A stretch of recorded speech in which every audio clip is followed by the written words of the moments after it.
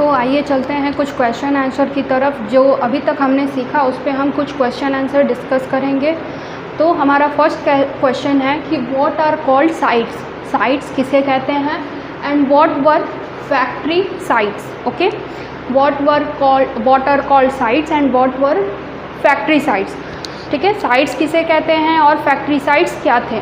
तो जैसा कि मैंने पहले भी डिस्कस किया था कि साइट्स किसे कहते हैं, वो प्लेस जहाँ पे हमें हंटर और गैदरर के होने का एविडेंस मिलता है, मतलब जिससे हमें पता चलता है, जिस एविडेंस से हमें ये पता चलता है कि हाँ उस टाइम में हंटर गैदरर एग्जिस्ट करते थे, वो ऐसे रहते थे, वो उनकी जो लाइफ थी उनके बारे में पता चलता है। उन सारे प्लेसेस को साइट्स कहते हैं। ओके, और फैक्ट्री साइट्स किसे कहते थे, वो प्लेस जहाँ पे हंटर गैदरर क्या करते थे, एंशिएंट टूल्स बनाते थे।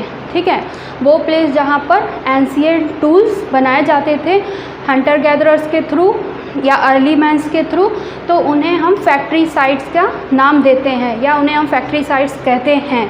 ठीक है, अब ये जो साइट्स होती थी, ये साइट्स ज़्यादातर क्या होती थी, नदी के किनारे होती थी, ताकि उन्हें सफिशिएंट सप्लाई ऑफ वाटर मिलता रहे। ठीक है, ताकि उन्हें पानी की कोई प्रॉब्लम ना हो। उसके अलावा ये वो साइट्स थी या ये जो साइट्स है, ये प्लेसेस हैं, वो हंटर और गैदरर उस जगह पर काफ़ी लंबे समय तक रहते थे जहाँ पर वो टूल्स वगैरह बनाते थे, जिसके एविडेंस हमें आज भी मिलते हैं। तो हम उन्हें साइट्स और फैक्ट्री साइट्स के नाम से जानते हैं। तो हम देखते हैं आंसर क्या है। The evidence of hunter-gatherers have been discovered at which places are called sites. Hunter-gatherer के evidence जिस भी places से हमें मिलते हैं उन्हें sites कहते हैं।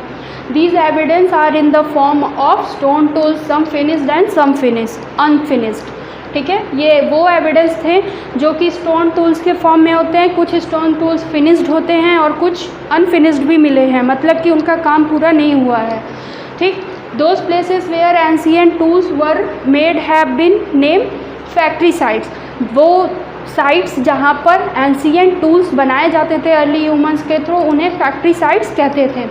Generally these sites were close to river get sufficient supply of water and these are the places where the hunter gatherer must have stay for a longer period of time. Okay, तो ये answer था इस question का। तो आइए अब हम अपना नेक्स्ट क्वेश्चन देखते हैं क्या है। Discuss in detail about the Neolithic और new stone as.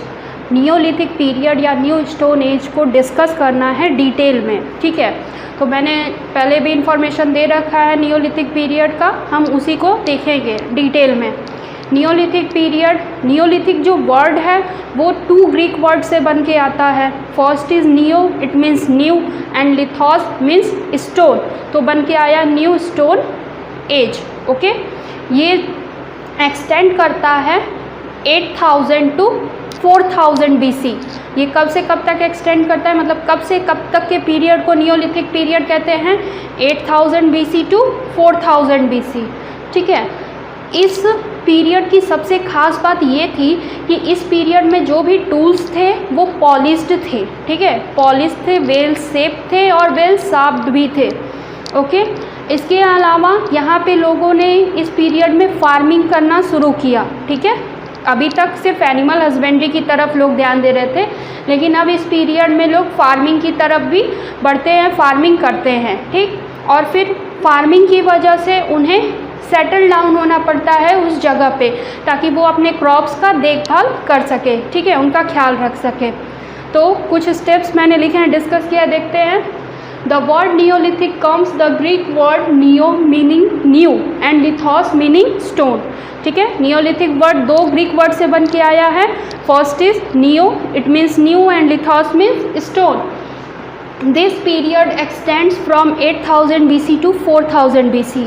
The people of this periods were used well-shaped and polished stone tools such as hand axe.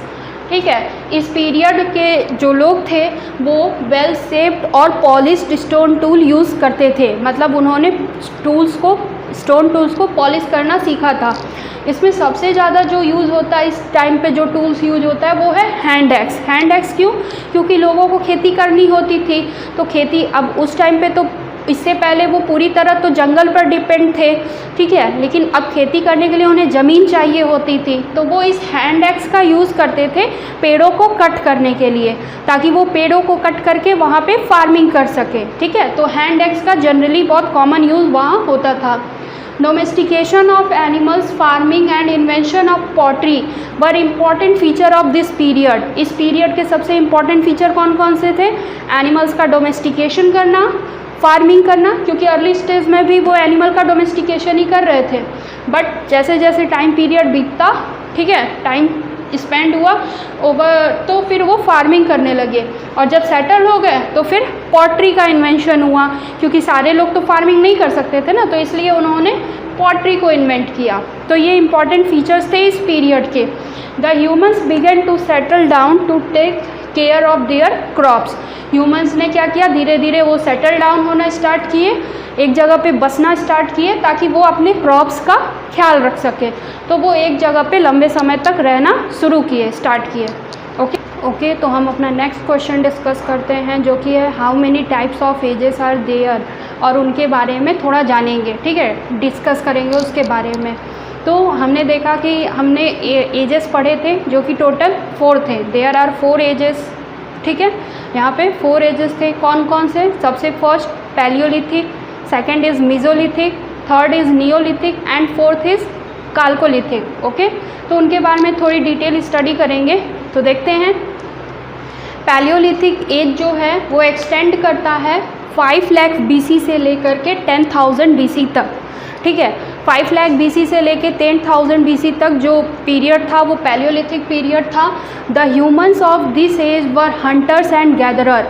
इस एज के जो ह्यूमंस थे वो हंटर्स थे एंड गैदरर्स थे, मतलब चीज़ों को इकट्ठा करना, ठीक है, जैसे फ्रूट, सीड्स, इन सब को इकट्ठा करते थे खाने के लिए और स्टोर करते थे, ठीक है, स्टोर नहीं फिर भी इकट्ठा करते थे, गैदर करते थे। एंड हंटर करते थे, मतलब हंटर्स थे तो एनिमल का हंट करते थे, शिकार करते थे, ठीक है। Core and flake stone tools were used. Core and flake tools इस मेनली ये 2 टूल्स थे जो इस पीरियड में यूज़ किए जाते थे। जो कोर टूल्स होते थे वो छोटे होते थे, ठीक है, और नुकीले होते थे, शार्प होते थे, ओवल शेप के होते थे, और इसका यूज़ जो है सॉयल को डिग करने के लिए किया जाता था, ताकि वो ईडिबल रूट्स वगैरह निकाल सके मिट्टी से और खा सके उसे। फिर फ्लेक टूल्स जो था ये काफ़ी शार्प होता था, रिफाइंड टूल्स था, जिसका यूज़ फ्लेश को कट करने के लिए, एनिमल की स्किनिंग हटाने के लिए किया जाता था, ठीक है। सेकेंड इज़ मीजोलिथिक एज, जो कि 10,000 BC से लेके 8,000 BC तक एक्सटेंड करता है। This mark the transition from subsistence to animal husbandry. ये ट्रांजिशन को शो करता है, मार्क करता है, मतलब शो करता है क्या, ट्रांजिशन मतलब चेंज, ठीक है। चेंज कैसा?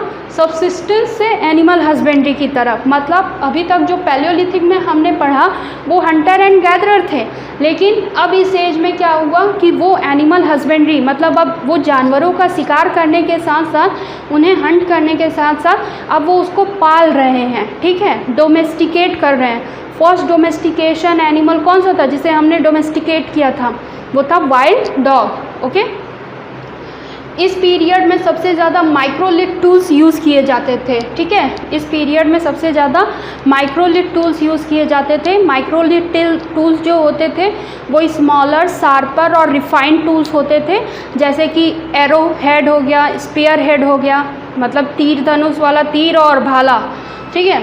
नियोलिथिक एज थर्ड इज, ये एक्सटेंड करता है 8,000 BC से लेके 4,000 BC तक, ठीक है। इस पीरियड में जो टूल्स मिले वो काफ़ी ज़्यादा वेल शेप्ड थे, मतलब उसका शेप काफ़ी अच्छा था और वो पॉलिश्ड होते थे, ठीक है, वो पॉलिश्ड होते थे। और डोमेस्टिकेशन ऑफ एनिमल इस पीरियड में स्टार्ट हुआ था। इसमें क्या हुआ, पूरी तरह से लोग डोमेस्टिकेशन करने लगे।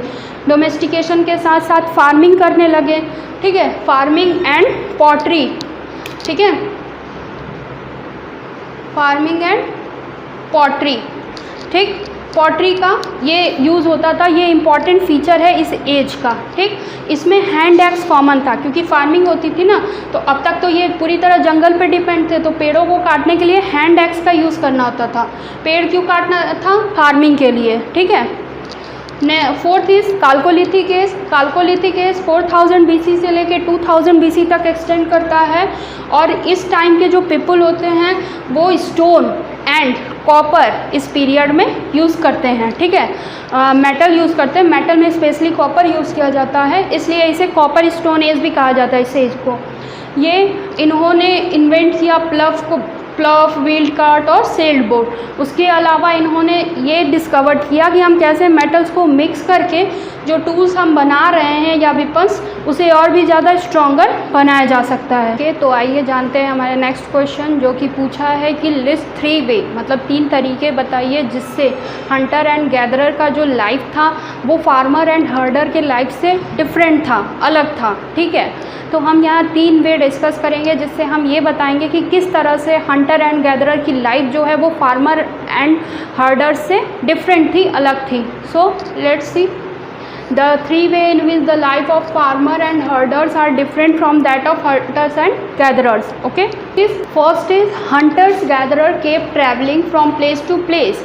हंटर गैदरर क्या करते थे, वो प्लेस टू प्लेस ट्रैवल करते थे, whereas farmer and herders to live at same place for a longer period of time to take care of their crops, ठीक है। लेकिन फार्मर एंड हर्डर्स को क्या करना पड़ता था, एक जगह पे रहना पड़ता था काफ़ी लंबे समय तक के लिए, ताकि वो अपने क्रॉप्स और अपने एनिमल्स का ख्याल रख सके, ठीक है। So next is Hunter gatherers did not have any settled life, ठीक है। हंटर गैदरर की कोई भी लाइफ सेटल नहीं थी, whereas farmer and herders gradually settled at a same place. लेकिन फार्मर एंड हर्डर्स जो थे वो धीरे धीरे क्या करने लगे, एक जगह पे सेम प्लेस पर सेटल्ड होना स्टार्ट करने लगे, ग्रुप में बसने लगे।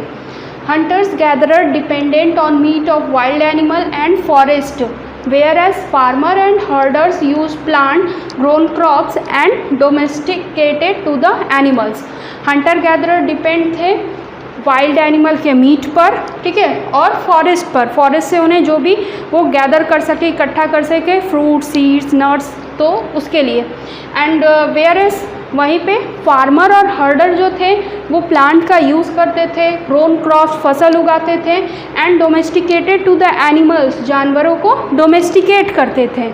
सो ये 3 तरीके थे जिसके बेसिस पे हम बता सकते हैं कि हंटर गैदरर की लाइफ फार्मर एंड हर्डर की लाइफ से कैसे अलग थी। ओके, तो हम अपने नेक्स्ट क्वेश्चन की ओर बढ़ते हैं, जो कि हमारा लास्ट क्वेश्चन है। इस क्वेश्चन में पूछा है कि किस तरह से हंटर एंड गैदरर क्यों ट्रैवल करते थे एक जगह से दूसरी जगह तक, एक जगह से दूसरी जगह वो जाते थे, ट्रैवल क्यों करते थे, एंड क्या वो जो रीज़न था उनका ट्रैवल करने का, क्या वो सेम रीज़न है हमारा ट्रैवल करने का या डिफरेंट पर्पज़ है हमारे ट्रैवल करने का।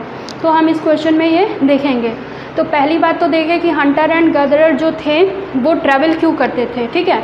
वो ट्रैवल करते थे फूड की खोज में, in search of food, in search of water, hunt to the animals, ठीक है, एनिमल्स को हंट करने के लिए, पानी की खोज में, फूड की खोज में। उसके अलावा डिफरेंट सीजन्स जब आते थे, अलग अलग सीजन्स आते थे, तो अलग अलग सीजन्स की वजह से अलग अलग प्लांट्स एंड ट्री जो है फ्रूट्स देते हैं। तो जब किसी सीज़न में एक जहाँ वो रहते हैं उस सीज़न में अगर प्लांट्स ने फ्रूट दिया तो वो वहाँ रहें, लेकिन जैसे ही दूसरा सीज़न आया तो वो प्लांट फ्रूट नहीं दे पा रहा है, तो उनके पास फूड अवेलेबल नहीं हो पा रहा है, इस वजह से वो दूसरी जगह मूव करते थे, ठीक है। उसके अलावा वो दूसरी जगह क्यों जाते थे, अब जैसे कहीं बाढ़ आ गई, ठीक है, या पानी का कोई सोर्स नहीं है तो वो मूव करते थे, ठीक। और ये हम देखते हैं, चलिए। Hunter gatherers travel from place to place because they went to another place in search of food, वो दूसरी जगह जाते थे फूड की सर्च में। ह्यूमन्स फॉलोड एनिमल, अब कभी वो किसी एनिमल को हंट करने निकले तो एनिमल भाग रहा है, वो भी उसके पीछे पीछे क्या कर रहे हैं, भागते जा रहे हैं, तो इस तरह से वो दूसरी जगह पहुंच जाते थे। तो human followed animal as they hunted them. उसके बाद plant and tree bears fruit in different season change, जैसे ही मौसम बदलता था प्लांट्स एंड ट्री जो है वो भी चेंज हो जाते थे, क्योंकि अलग अलग मौसम में अलग अलग प्लांट्स ट्री फ्रूट देते हैं। So people move to another place, लोगों को दूसरे प्लेस पर जाना पड़ता था। In search of water people travelled from place to place. Okay, but ये जो पूछा है कि क्या रीज़न सेम है या डिफरेंट है, जब हम आज ट्रैवल करते हैं तो क्या वो वही रीज़न हंटर गैदरर के भी होते थे, तो नहीं, वो सेम नहीं है, वो डिफरेंट है, ठीक है। डिफरेंट कैसे हैं? However nowadays travel, we travel for different purposes, हम अलग अलग पर्पज के लिए ट्रेवल करते हैं, ठीक है। जैसे माइग्रेशन ड्यू टू एजुकेशन, हम पढ़ाई करने के लिए दूसरी जगह जाते हैं, ठीक है, तो माइग्रेट होते हैं। वी ट्रेवल टू वर्क, काम के लिए हम दूसरी जगह जाते, काम करने के लिए। फिर पिकनिक मनाने के लिए हम चले गए, हॉलीडे मनाने के लिए चले गए। तो ऐसे कई सारे पर्पज़ हैं जिसकी वजह से हम ट्रैवल करते हैं, लेकिन हमारे पास ये पर्पज़ नहीं है ट्रैवल करने का। ओके।